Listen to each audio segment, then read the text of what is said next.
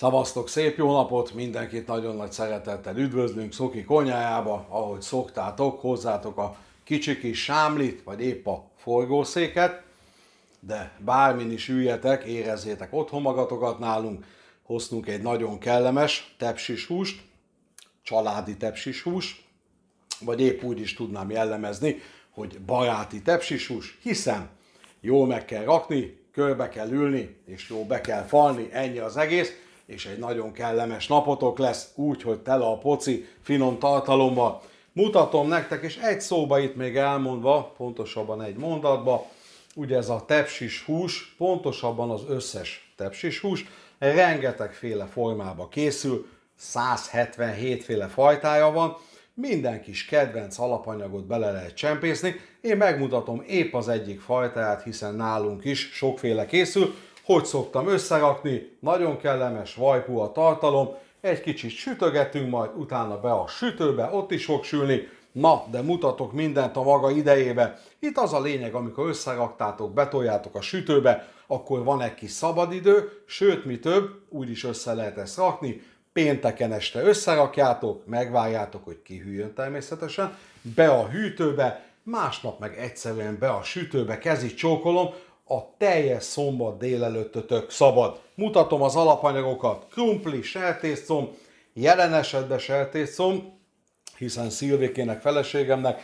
és egyik fiamnak, Alexnak nagyon nagy kedvence a szárazabb hús, most nekik kedvezünk, mi meg a Márkkal majd egy kicsit esszük a szalonnát bőséggel belőle, hiszen ezt is fog tartalmazni. Békönt láthattok, tojást, vöröshagymát, fokhagymát, zöld arany, petrezselyem, tejföl, sajt, jóféle sós, füstölt szalonna, nagyon nagy jelentősége van. Akinek esetleg ez nincsen otthon, sertés, kacsa, libazsírral tudja ezt helyettesíteni, és majd mutatom melyik szakaszba, hiszen egy nagyon picit majd elő fogom sütni a húsokat. Só, fekete bors, őrölt kömény, egy pici mennyiségbe, piros paprika, ennyi volt az összes alapanyag, azonnal kezdünk, nagyon gyorsan megpucoljuk a zöldségeket, és természetesen feldolgozzuk a húsit is.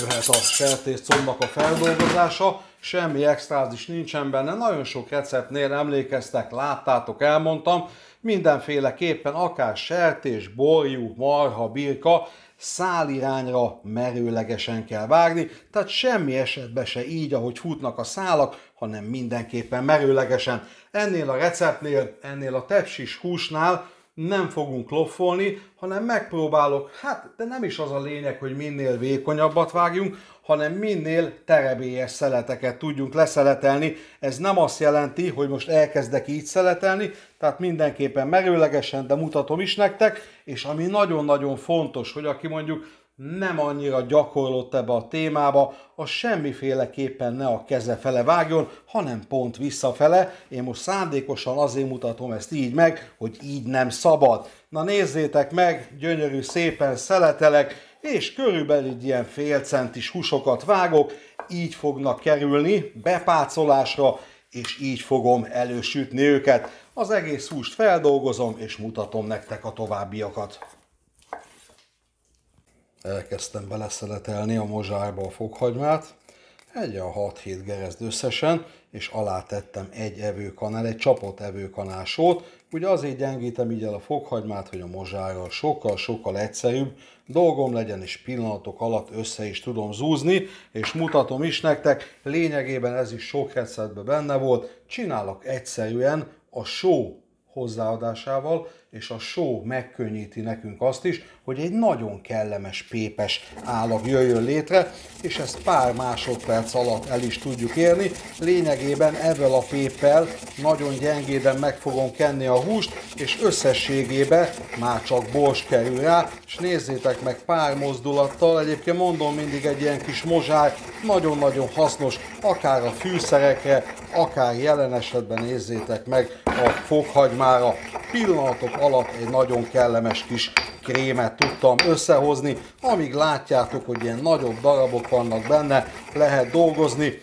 Na most én itt nem mértem, hogy hány másodperc, nézzétek meg, készen is vagyok maximálisan. Egy nagyon picit letörlöm, ide helyezem, összegyűjtöm egy helyre, és már csinálom is, nézzétek meg, ennyi az egész, mind a két oldalát be fogom kenni, jöhet a fekete bors rá, becsomagolom egy zsírpapírba, egy sütőpapírba, és addig, míg a többi előkészület nincsen meg, kisütjük a szalonnát, megpucoljuk a krumplit, összevágom a petrust, na addig ez szépen a hűtőbe fog pihenni. Ízlés szerint jöhet rá a fekete bors, és ebben a receptben is elmondva zöld bors, rózsabors, fekete bors, fehér bors, kinek mi a kedvence, vagy éppen lehet ebből a kevert borssal is dolgozni, ami minden fajtája lényegében egy darálóba össze van téve. Mind a két oldalon ezt megteszem, és haladunk tovább. Egyetlen egy szó a csomagolásról, pontosabban, itt is elmondva, akármelyik hússal is dolgozzatok. Látjátok, most fölpakoltam, hoztam egy sütőpapír, zsírpapír, mint említettem, bármelyik jó. Egyszerűen be fogom csomagolni, és egy nappal, 2 nappal előtte nyugodtan ezt így meg lehet tenni, ha tudjátok, hogy ez az étel fog készülni. Egyszerűen megfogom, mint a jóféle kis cukrászdákba, becsomagolom, és hoztam ide egy nejlon magammal, hiszen fokhagymás a hús, tudjátok, nagyon fontos. Tegyétek be egy ilyen zacsiba, még hajtsatok rá egyet, és így mehet a hűtőbe, akár 1 vagy 2 napig tud pácolodni. Most nekünk ez egy rövidebb pálc, de pontosan el fogjuk érni azt, amit szeretnénk. Vágom a szalonnát, viszem a hűtőbe. Jöhet a szalonnának a feldolgozása, előkészítése, hiszen ezen a zsíron fogok elősütni. Nagyon fontos, és itt is nézzétek meg, hát nem tudom milyen, és ti melyik típusú szalonnával fogtok dolgozni, ez egy sós füstölt szalonna, és láttátok, a hús is be van sózva, pontosabban egy sós fokhagyma pép került rá, tehát itt az ételnél majd kimondottan oda kell figyelni a további sózásra. Annyit fogok tenni, hogy körülbelül 4 ilyen szelet szalonnát le fogok vágni, be fogom irdalni, és ennek a zsírját maximálisan ki fogom sütni, és természetesen ez a kisült szalonna hozzá fog kerülni az ételhez. Ennyi az egész, ezt azonnal kisütöm, azt is megmutatom nektek, és dolgozhatunk ismét tovább.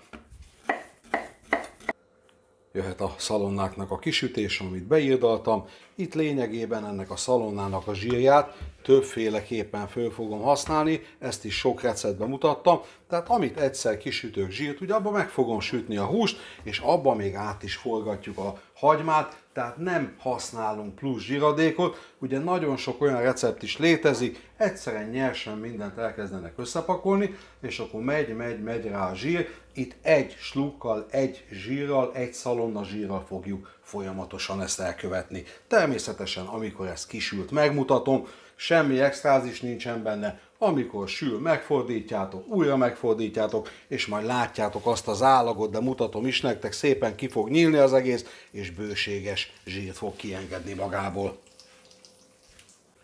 Megsültek a szalonnák, én ebben a pillanatban ki is kapcsoltam a tűzhelyet, elkezdem kilapátolni, és látjátok, megkaptuk azt a bőséges zsíradékot, amire szükségünk lesz. Megyek, intézem a zöldségeket, összevágjuk a hagymát, a petruskát, és lényegében utána jöhet ki a húsi a hűtőből, és kezdjük az elősütést.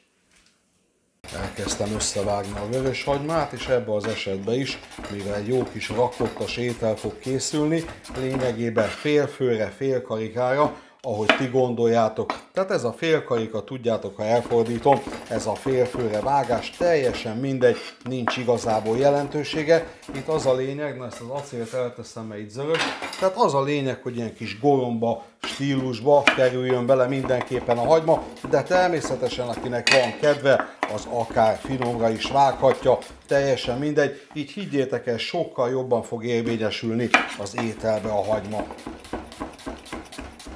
Jöhet a petrusnak is az összevágása, pillanatok alatt meg vagyunk vele, ismeritek, egy kis gombóckát csinálok, leválasztom a szárát, megy a malacművekbe, összetömörítem, és ezt is gorombára össze fogom vágni. Zsíradék fölmelegítve, pontosabban ebben a szakaszban történik meg. Husi kiugrott a hűtőből, elkezdem kicsomagolni, és ugye az előbbiekben azért mondtam nektek, mindenképpen tegyétek be a nejlonba, hiszen ha egy kis gyümölcs, vagy bármiféle olyan tartalom van a hűtőbe, pillanatok alatt át tudja venni ennek a nagyon kellemes kis húsinak az illatát, ami ugye hát nem annyira jó, attól függetlenül nagyon finom ez a fokhagymás hús. Mind a két oldalát körülbelül egyetlen egy percig teszünk egy kis kakaót rá, egyetlen egy percig elő fogom sütni, nem kell tovább, kerül bele majd a tepsibe, na de azt is megmutatom nektek a kellő időbe. Egyetlen egy perc mind a két oldala, egy nagyon pici kis pir kerül rá, kezit csókolom, és ismételten léphetünk tovább. Jóformán a hagymasütés után már elkezdhetjük összerakni ezt a csodálatos ételt. Megsült a második kör húsi is, azonnal ki is vesszük őket, és lényegében rá is dobom a zsiradékra a hagymát, és míg a hagymát egy nagyon picit oda fogom kapatni, le fogom húzni, addig a krumplit összevágom nagyon gyorsan, ennyi volt az egész. Jöhet a hagymucskú, kezét csókolom, egy nagyon picit át fogom forgatni, és az utolsó pillanatban hozzá fogom tenni a petrezselymet, azt már nem fogom rajta megsütni, csak éppen össze fogom forgatni. Krumpliról egyetlen egy mondat, és mint látjátok, elkezdtem felszeletelni, fölkarikázni, lényegében ez teljesen ízlésfüggő, karikába, cikkbe, bárhogyan föl lehet ezt dolgozni. Itt az a lényeg, hogy majd a tepsibe ez normálisan el tudjon terülni, normálisan el lehessen rakni. Jövök a hagymához, egyetlen egy pillanat, és az egész, nézzétek meg, ez is gyönyörű szépen lepirult, el fogom zárni a tűzhelyet, rátesszük a petrezselyen műveket, átforgatom, és lényegében rakhatjuk is össze az ételt, oda készítettem a tojássárgáját, a tejfölt, ezt a pár darab krumplit nagyon gyorsan befejezem, és tesszük is a sütőbe. Jöhet a krumplinak a besózása, befűszerezése, ugye nagyon fontos, mint láttátok, a hagymát nagyon kellemes szalonnazsíron sütöttük le, ami sós volt, a húsra is került só, tehát itt már annyira nem szabad túlzásba vinni. Teás kanál, piros paprika, egy ilyen félpupos körülbelül. Jöhet egy kis őrölt kömény, aki nem szereti, kihagyhatja, de higgyétek el, pompás benne. Egy ilyen kis kávés kanállal tettem, tökéletes. Ami a következő lépés, és látjátok, idehoztam a tojássárgáját, tejfölt, ez is bele fog kerülni, de először mindenképpen a hagymás keverék jöjjön, és ezzel egyszerűen össze fogom dolgozni, össze fogom keverni. Ugye ez a hagymás kis keverékünk még azért elég forró, és azért ne kerüljön egyelőre hozzá a tojásra a tejföl, a krumpli most le fogja hűteni. Egy pár kavarantyú, és azonnal hozzá is fogom tenni, aként, hogy először a tejföllel egyszerűen össze fogom forgatni. Hoztam a manipulátort, és egy pillanat alatt meg is teszem ezt. Na, körülbelül így ennyi. Hozom ide majd a tepsit, és lényegében el is kezdhetünk töltögetni, pontosabban a talapzatot megcsinálni, és jöhet a rétegezés. Ez pár pillanat, össze fogom dolgozni, és utána hozzá fogom tenni a krumplis keverékhez. Lényegében jöhet az összerakás. Tökéletes, jöhet hozzá. Egy nagyon picit kidolgozzuk, anyag ne vesszen kárba. Tudjátok, anyag nem vész el, csak átalakul. Tökéletes. Ezt ismét össze fogom forgatni, és hozom a tepsit. Alaposan elkevertük a krumplis hagymás keverékünket, nincs más hátra, mint előre. Megpróbáljuk így felesbe elosztani, jusson is, maradjon is, főleg itt a hagymás keverékből. Bátran lapátoljunk alá, tökéletes. És egy nagyon-nagyon picit elrendezzük, amikor ezzel meg vagyunk, jöhetnek a húsok. Na, még egy lapáttal nyomunk ide. Tökéletes, és még egy nagyon-nagyon picit terüljön az anyag. Nagyon pompás. Ennyi, jöhet a húsi. Hát itt ugye ízlés szerint ki, hogy pakolja, nincsen jelentősége, hiszen rá fog jönni még egy krumplis réteg, és ugye arra még jön a bacon, nagyon fontos. Le fogom fedni az egészet, és elkezdjük meggőzölni, így szoktam hívni. Tehát nem sütünk, hanem egyszerűen fólia alatt egy jó másfél óráig fogom tartani, olyan 160 fokon, vajpuha lesz minden, és miután minden megpuhul, levesszük róla a fóliát, és csodálatosan pirosra fog sülni. Jöhet a második réteg, Itt már szépen el fogjuk fedni, és teszem rá a békönt.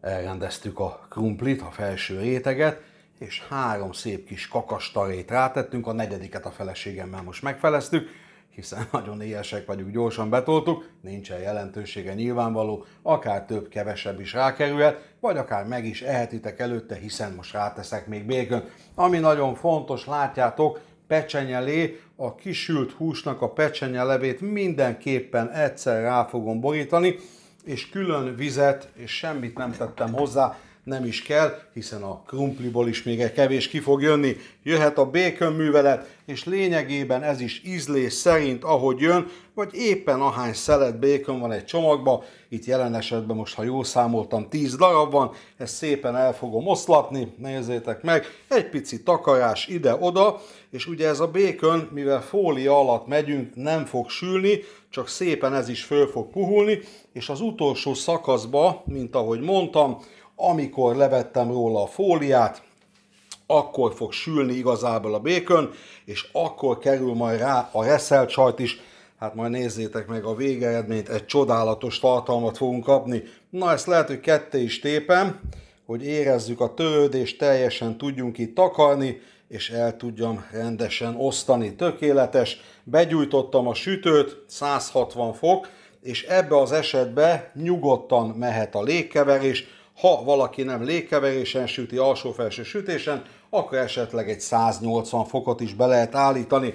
Na, megvan a lefedezés, ide még teszek 2 kicsi szeletkét, nagyon prima, és tolom is a sütőbe, miután egy darab fóliát itt tépek, egy gyors törlés, és így fogunk kinézni. Dupla fólia, mert nagy a tepsi, és körülbelül egy a jó 1,5 óra múlva találkozunk, megmutatom, hol tartunk, és megy rá a reszelt sajtovics. Aláhajtjuk, nyitom a sütőt, és találkozunk nem sokára. Jövünk ki a sütőből, és megmutatjuk idáig, hol tartunk. Egy pillanat alatt kikapom, a reszelt sajtot már előkészítettem.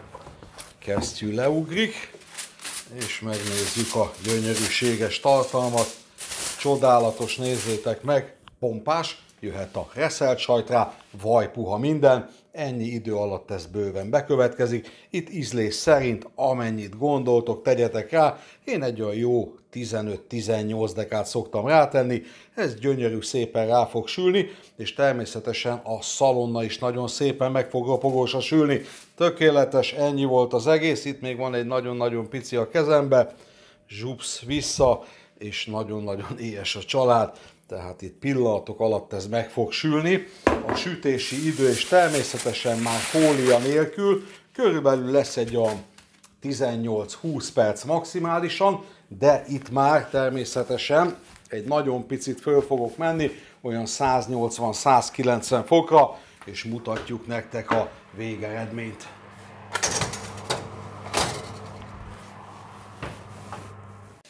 Körülbelül egyetlen 1 perce kivettem a sütőből, nézzétek meg, valami csodálatos lett, ropogós a krumpli, ropogós mind a 2 szalonna, és perces ropogós lett a sajt is rajta, gyönyörűséges, körülbelül várunk egy 8-10 percet, jövünk vissza, már kitálalva megmutatom nektek. Én azt mondom, ezt is érdemes kipróbálni, ez tényleg egy fantasztikus étel.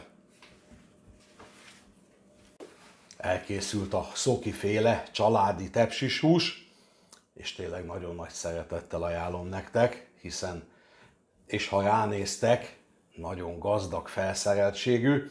Ugye említettem nektek, most soványhússal készítettem, na de se baj, mert mint azt is mondtam, karajjal, hosszú karajjal, akár csirkecombbal, egy jó kis kicsontozott csirkecombbal, tökéletes, vagy éppen tarjával, ami nektek a kedvencetek, vagy éppen lapockával, az is ennyi idő alatt bőségesen meg fog puhulni, és ugye maga a szaft ellátás maximálisan biztosítva van. Ott a tojássárgája, tejfölkeverék, nagyon fontos, ott vannak a szalonnák, ott az alap zsíradék, ugye, amit a burgonyával, a krumplival összekevertünk, az a jó kis hagymás réteg, tehát száraz ételt semmiféleképpen nem fogtok kapni, és itt mutatom nektek, ha a lapátkanalat elveszem, nézzétek meg, egy ilyen kis minimális zsíradék le is ült az aljára, na de hát ez föl is fogja venni az étel, és a legfontosabb, elő lehet készülni vele, mint ezt is említettem, előző nap összerakjátok, bedugjátok a hűtőbe, kezi csókolom, másnap lehet napozni, bármit csinálni, egyszerűen fogjátok be a sütőbe, az utolsó szakaszba, és láttátok, pontosabban nem mondtam, 20 perc alatt rásült a sajt, ennyi, nem kell tovább sütni, egy nagyon pici hőfokot akkor még rá lehet tenni, egy olyan 200 fok, és ott is légkeverésen mentem, na de hát kinek milyen a sütője, azért se szeretném ezt túl spulnizni, mert ezerféle sütő, amikor látjátok, hogy gyönyörű szép piros, lehet kivenni, és itt nem konkrétan az idő számít. Fogadjátok nagyon nagy szeretettel, fogyasszátok el nagyon jó egészséggel, kitálaltunk egy kis csemegeuborkát, egy kis almabefőttet, mind a kettő házi, mind a kettőnek a linkjét a videó alá be fogom linkelni, ha kedvetek támadna egy jóságos almabefőthöz, vagy éppen egy kis csemegeuborkához. Mindenkinek minden jót kívánok, jó egészséget, és hamarosan találkozunk, szavaztok!